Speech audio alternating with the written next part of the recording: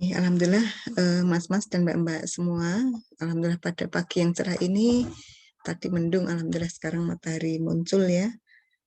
Kita dipertemukan Allah, ya suatu kenikmatan ya. Teman-teman sehat semua kabarnya? Alhamdulillah. Alhamdulillah, semoga semua sehat ya. Di beberapa tempat mahasiswa melaporkan pada sakit ya, musim flu.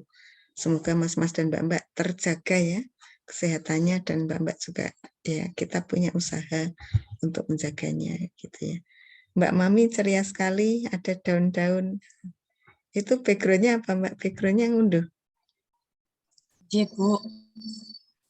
Nanti coba tak cari yang hijau-hijau gitu ya, kayak Mbak Mami ya.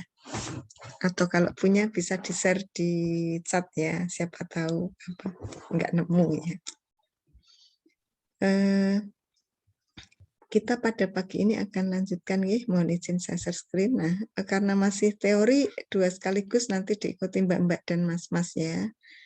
Kalau kemarin kalau nggak salah saya memberikan PR mbak-mbak dan mas-mas untuk memilih salah satu gitu ya. Salah satu yang mau dipilih untuk dielaborasi, diperdalam gitu ya.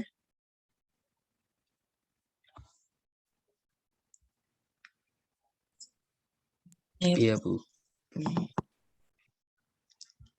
Nah, kita lanjutkan merancang evaluasi program nih.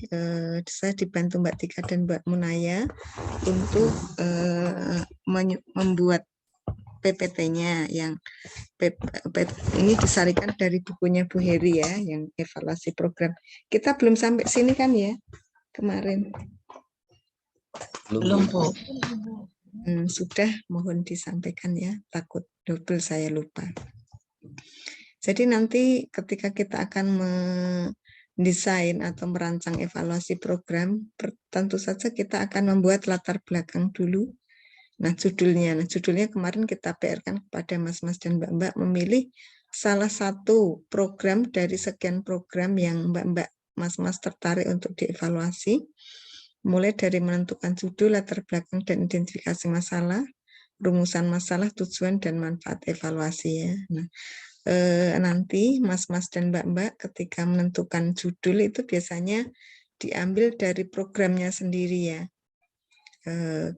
Ketika kita nanti mau menemukan judul ya atau mau mengidentifikasi judul, tentu saja mas-mas dan mbak-mbak perlu melihat kebijakan mana yang akan dievaluasi atau program-program mana dari lembaga pendidikan, bisa sekolah, madrasah, ponpes, kantor, ataupun macam-macam yang mengimplementasikan kebijakan tersebut atau menjalankan program tersebut ya, gitu. Jadi sekali lagi diketahui, dilihat programnya apa, kemudian lembaganya yang melakukan itu atau yang melaksanakan atau mengimplementasikan itu lembaga yang mana.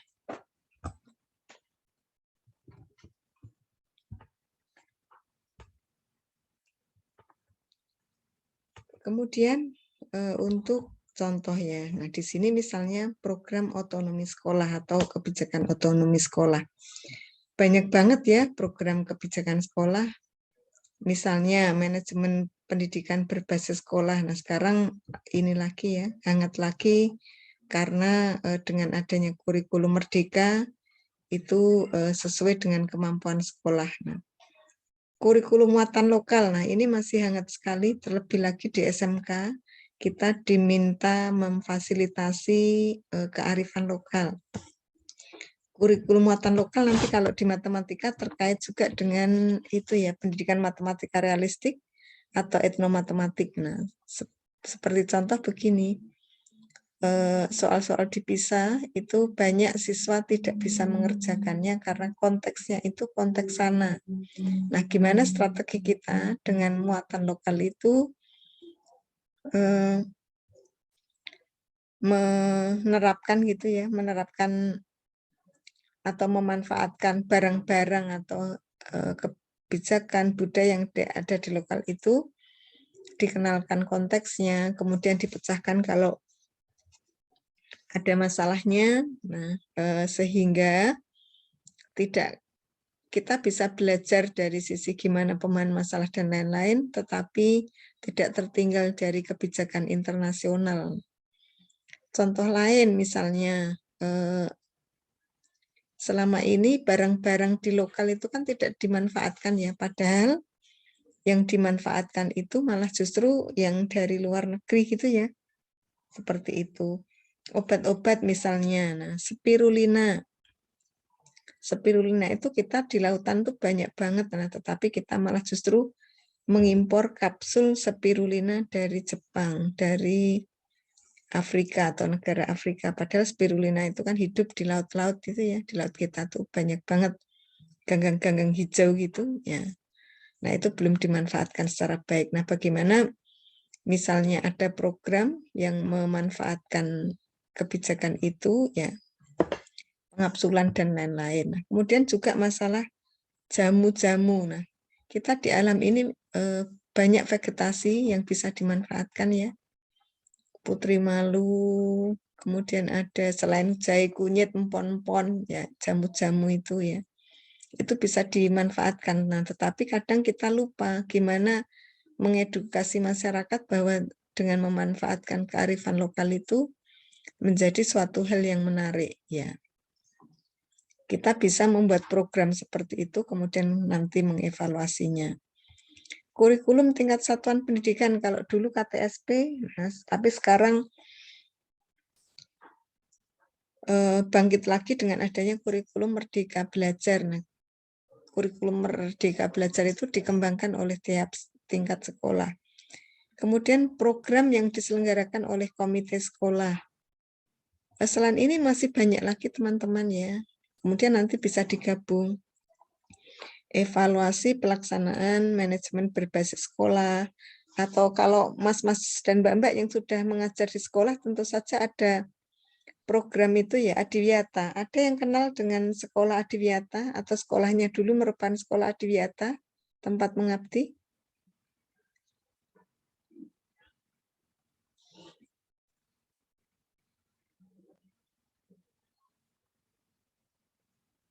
Nah, evaluasi pelaksanaan program sekolah Adiwiyata di SMA di provinsi titik-titik ya.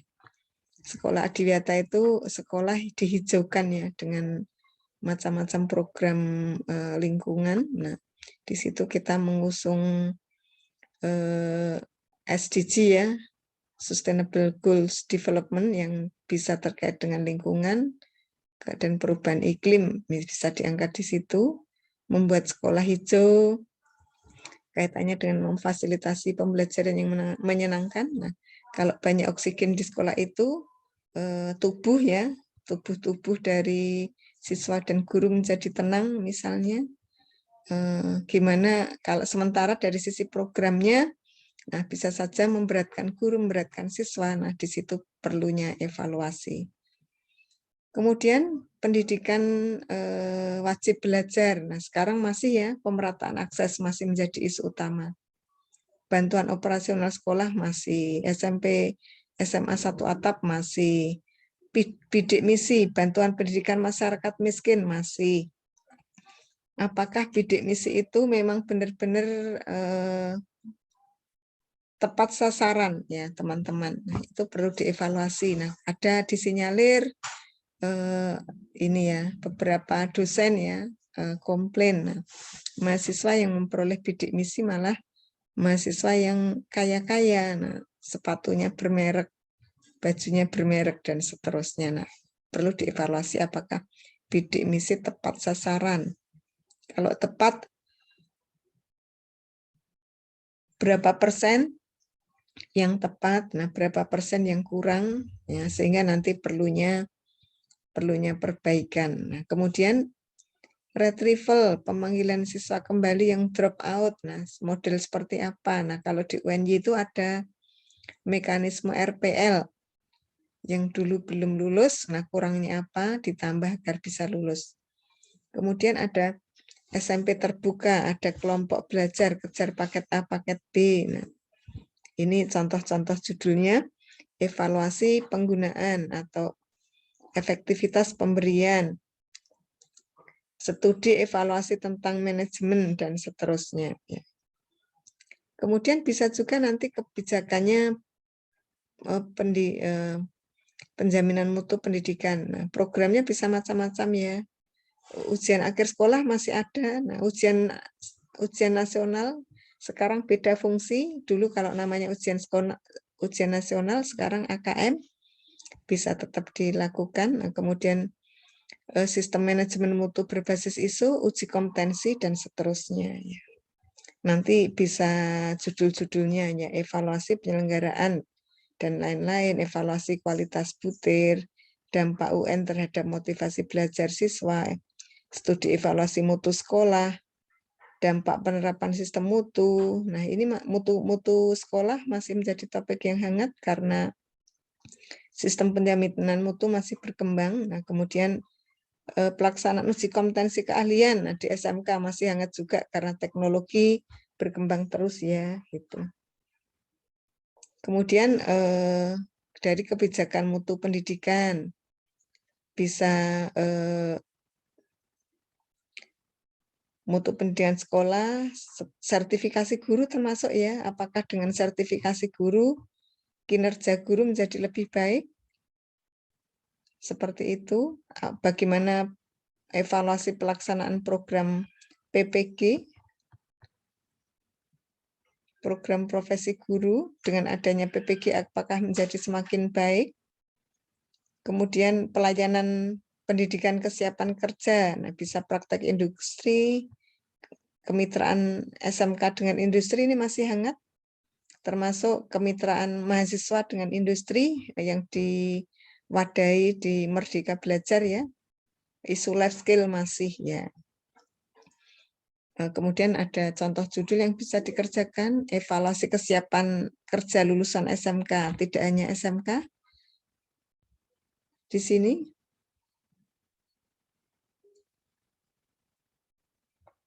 Kemudian model teaching factory untuk industri di SMK, teaching factory tidak hanya di SMK, tetapi juga nanti untuk perguruan tinggi.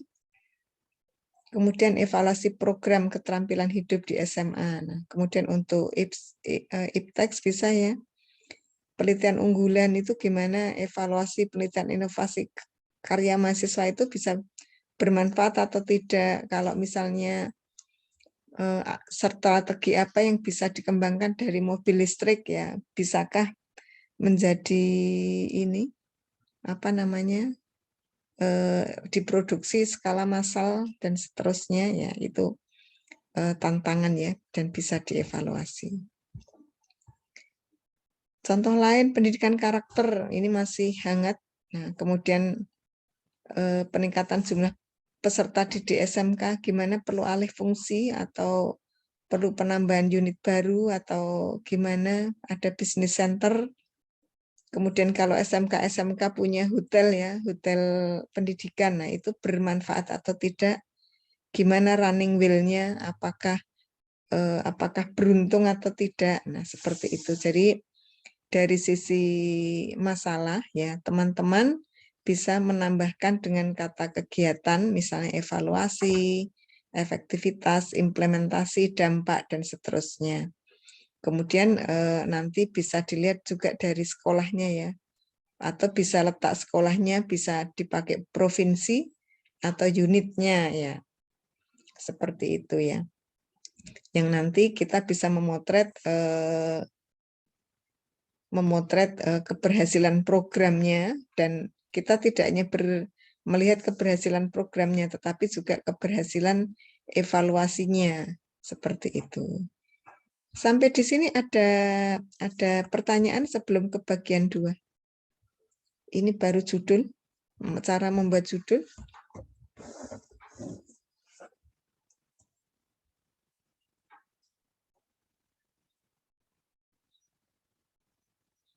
Ada pertanyaan? Terkait dengan program pendidikan yang akan kami evaluasi, itu apakah harus menyangkut pada program pendidikan matematika atau hanya secara umum? Itu, Bu.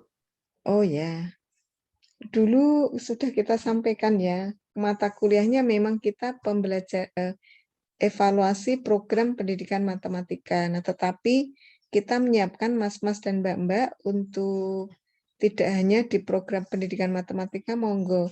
Kalau mau mengevaluasi program pendidikan matematika itu lebih baik. Tetapi yang dievaluasi kalau yang terkait dengan program pendidikan matematika hanya sedikit ya.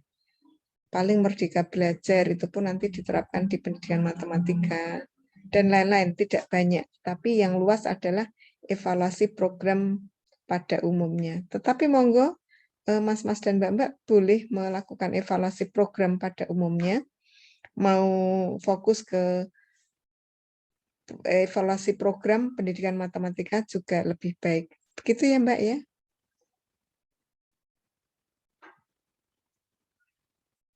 Masih di off-in mungkin kamera speakernya Mbak Sari. Apakah terdengar, Bu? Terdengar ya? Ya. Gitu ya.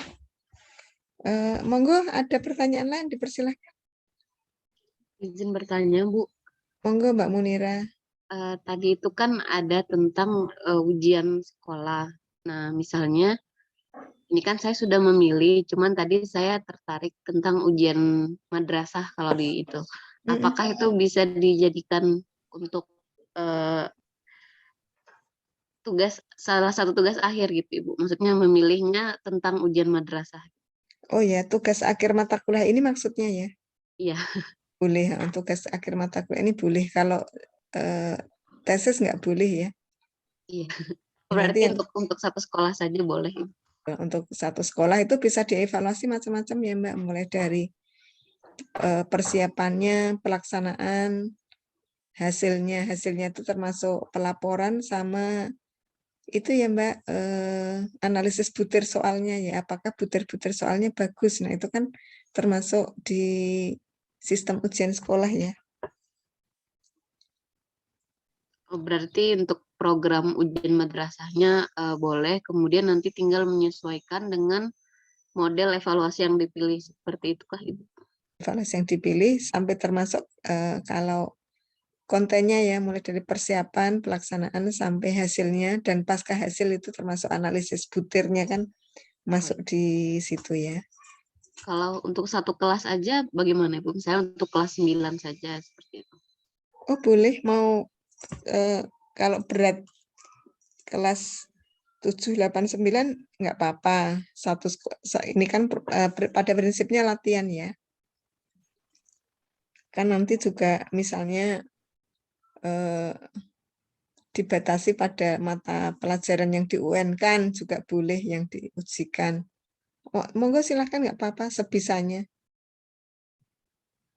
Baik, terima kasih Bu. Oke. Ada pertanyaan lain teman-teman? Izin bertanya Bu Heri, saya Radit Bu. Ya, nggih. Saya kan sebenarnya kemarin agak-agak bingung dalam menentukan mana yang cocok ya dari 3 yang saya pilih. Walaupun Ibu memberikan peluang untuk mencari yang lain. Yang saya mau tanyakan adalah misalkan ingin mengevaluasi program TV edukasi atau belajar online yang dari Kemdikbud itu Bu. Aspek-aspek kayak perencanaannya itu gimana supaya kita bisa masuk ke situ ya? Oh ya. Kan tadi ada aspek perencanaan, kemudian pelaksanaan dan hasil. Mungkin dari pelaksanaan kita bisa lihat beberapa konten yang di-share per periodenya, viewernya mungkin berapa, materi apa saja, hasil outcome-nya mungkin kita bisa kaitkan seberapa banyak sih engagement dengan masyarakat dengan program itu. Tapi untuk perencanaannya itu saya kok susah ya kalau nggak masuk ke dalamnya itu Bu. Pertanyaan Mas Ramadian itu harus memang kalau untuk program itu harus kenal dengan orang dalamnya Mas.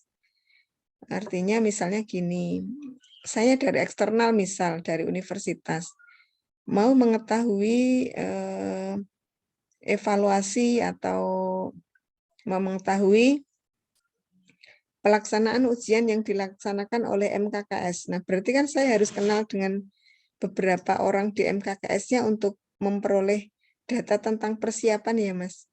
Gitu, Mas. Iya, Bu. Dan itu kalau untuk televisi siaran-siaran gitu, saya juga nggak ngerti, Mas, harus menghubungi siapa.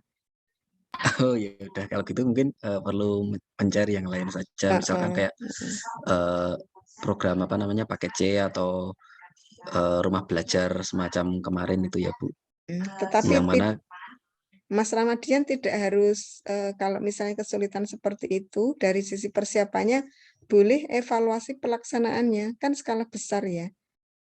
Jadi termasuk nanti yang menggunakan itu program itu siapa saja, apakah di Kulon Progo itu misalnya guru-guru memanfaatkan siaran televisi edukasi misal, kemudian yang melaksanakan seperti apa hasilnya boleh Mas. Jadi lebih ke evaluasi pelaksanaan dan asesmennya boleh, monggo batasi. oke Bu, siap Bu, makasih Bu Jadi penjelasannya. yang tahu saja, tetapi dari situ kan juga tetap harus tahu yang menggunakan TV edukasi siapa saja ya, gitu ya Mas ya. Nah itu dia Bu, mungkin ternyata setelah dipikir ke sini tuh saya sempat survei ke beberapa teman-teman saya yang mengajar itu, nggak semua itu pada pakai itu loh Bu. Jadi mungkin obstacle keduanya adalah mencari orang yang pakai ini. Iya Kalau betul. orang yang nggak pakai, ya susah juga ya mencari. Dan bisa menyebarkan Google Form ke guru-guru yang pakai siapa saja gitu ya.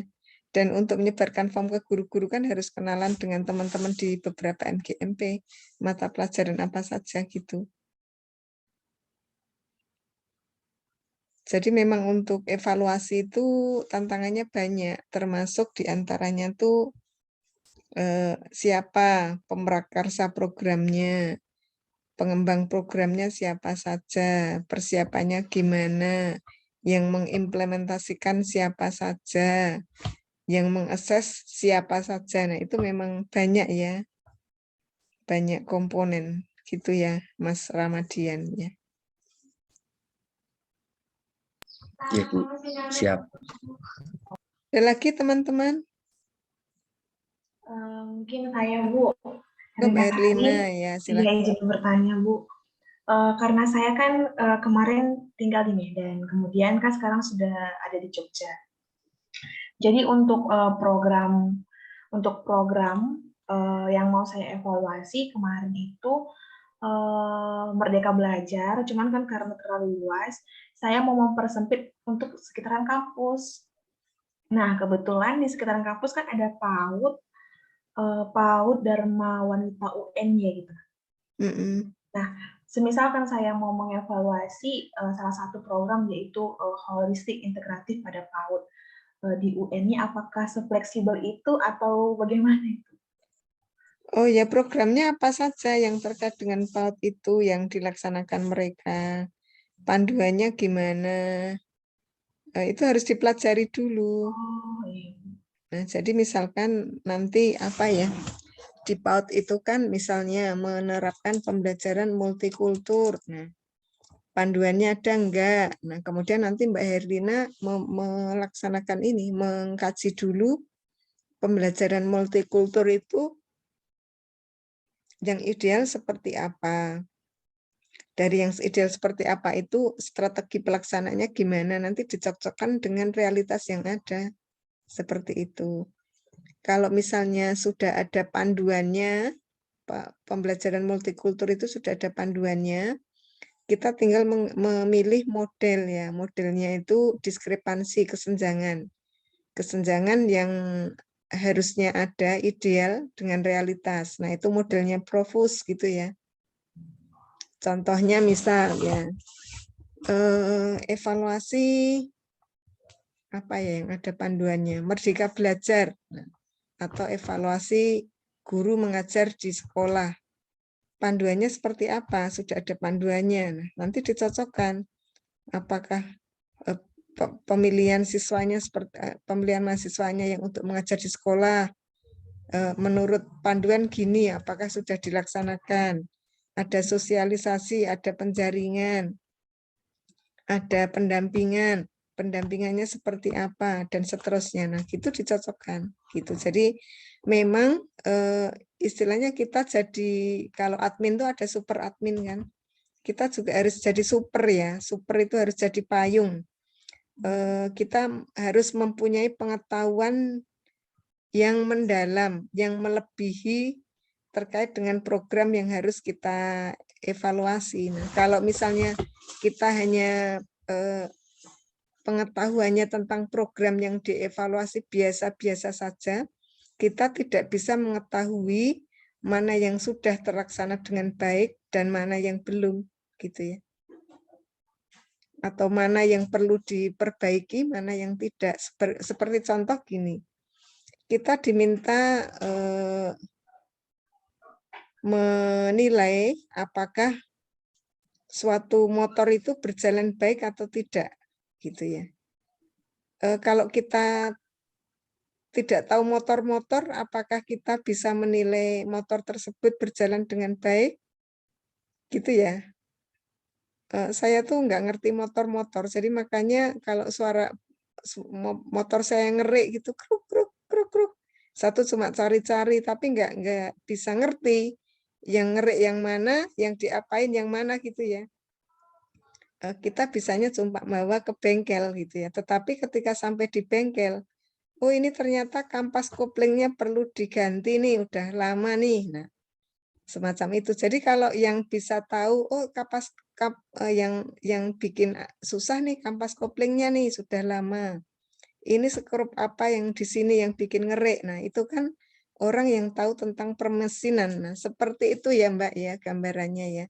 Jadi kita harus paham secara mendalam, paham dengan pemahaman yang cukup dan bahkan berlebih untuk bisa mengetahui mana yang lebih dan mana yang kurang, seperti itu. Jadi kita kaji. Nah, kalau ada saya juga ada kalau misalnya diminta mengevaluasi sesuatu. Nah, dulu saya pendidikan karakter itu tahu tapi sedikit. Nah, tidak banyak. Nah, tapi karena ada riset pesanan, saya diminta melakukan evaluasi pendidikan karakter, makanya saya belajar buku-bukunya, asesmennya, persiapannya, gurunya harus seperti apa, belajar tentang pendidikan karakter dengan baik. Sehingga saya bisa memahami, oh karakter itu begini. Nah, kelemahannya misalnya ternyata guru tidak dibekali pendidikan karakter dengan baik, sehingga tidak bisa mengukur asesmennya, mengukur kaitannya dengan pelaksanaan asesmennya. Kalau ada siswa yang nakal dan seterusnya perlu dibina, yang perlu dilakukan, nah ternyata guru tidak mempunyai kekuasaan. Apa-apa sedikit lapor orang tua, nah, seperti itu. Nah, dan seterusnya. Nah, di situ kita bisa tahu, bisa belajar lebih banyak, dan kemudian dari tahu itu kita gunakan untuk menerapkannya. Gitu Mbak Herlina. Ya baik Bu, terima kasih Bu. Sami-sami. Ada lagi pertanyaan? Oke, kalau nggak ada pertanyaan kita lanjut ke bagian 2 ya, yakni merancang ya.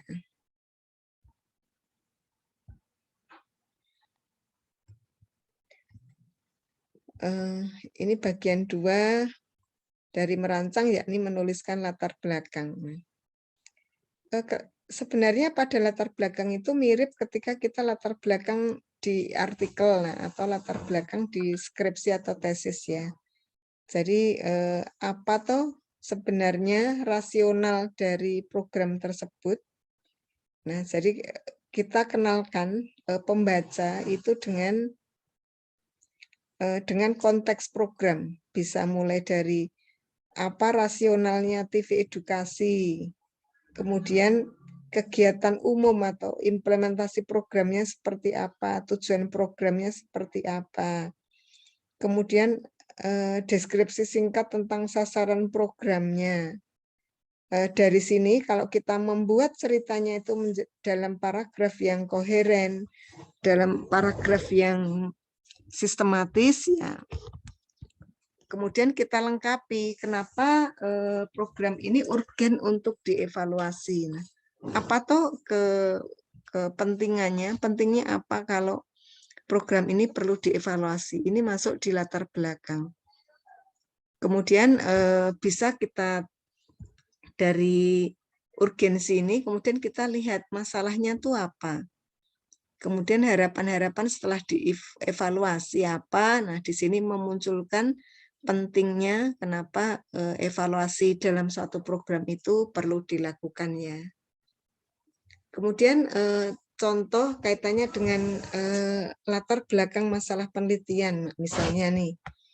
Contohnya evaluasi program life skill bagi remaja putus sekolah. Nah, sekarang zaman pandemi ini banyak ya yang putus sekolah karena masalah ekonomi, tetapi tidak terpotret dengan baik ya. Di situ kita bisa mengkritisi. Nah, remaja yang putus sekolah itu perlu keterampilan, kemudian yang membina itu sanggar kegiatan belajar atau SKB, jalur non formal, kemudian yang dilatihkan adalah life skill-nya itu untuk apa, tujuannya, tentang apa, dan seterusnya. Dari sini efektivitas programnya itu perlu dievaluasi, nah sehingga nanti dapat memberikan umpan balik untuk perbaikan program SKB selanjutnya. Nanti seperti itu. Ini lebih ke kalimat utama, kemudian nanti bisa dikembangkan setiap poin menjadi paragraf gitu ya.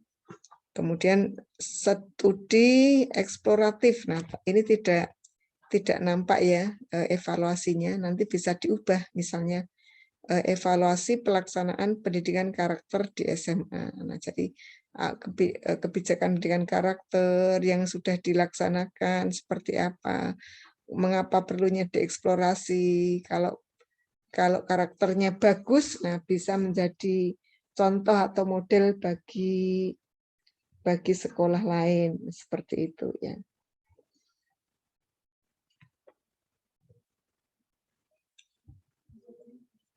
Nah, kemudian ini contoh ya, jadi harapannya, nah dari unsur-unsur ini nanti kita meroleh ketajaman dalam merumuskan masalah. Jadi untuk bisa tajam, nah kita perlu asah dulu gimana kita bisa memunculkan permasalahan untuk dievaluasi. Seperti contoh ini, tadi Mbak siapa ya yang akan mengevaluasi ujian di sekolah? Kenapa tak perlu dievaluasi? Gitu Mbak, coba dijelaskan ya. Evaluasi ujian akhir di sekolah, kenapa perlu dievaluasi?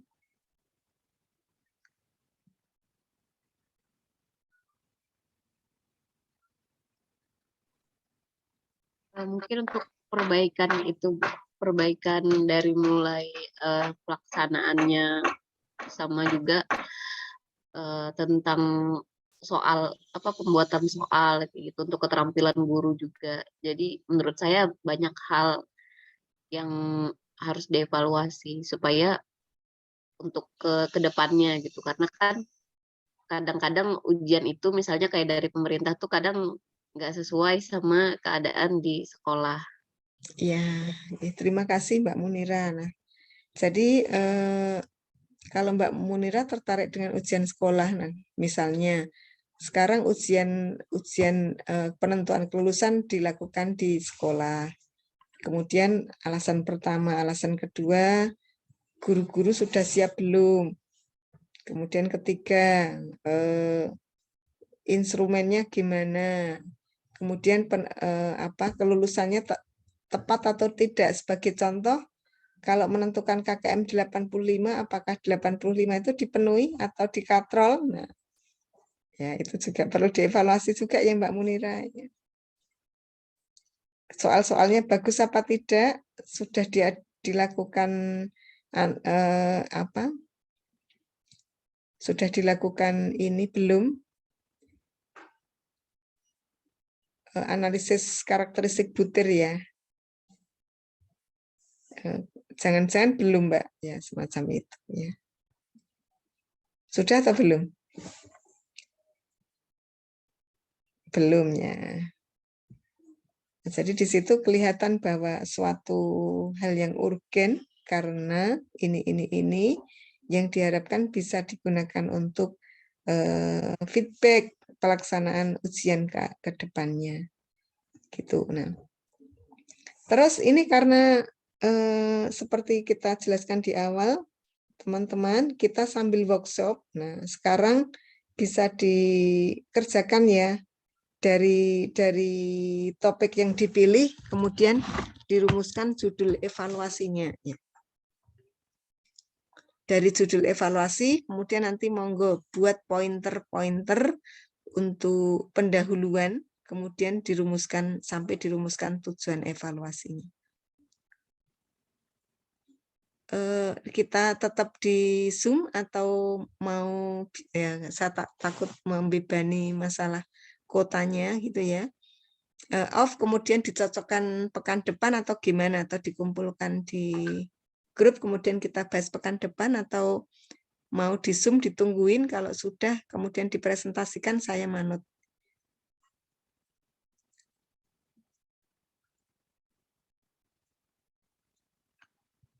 Monggo silahkan ya.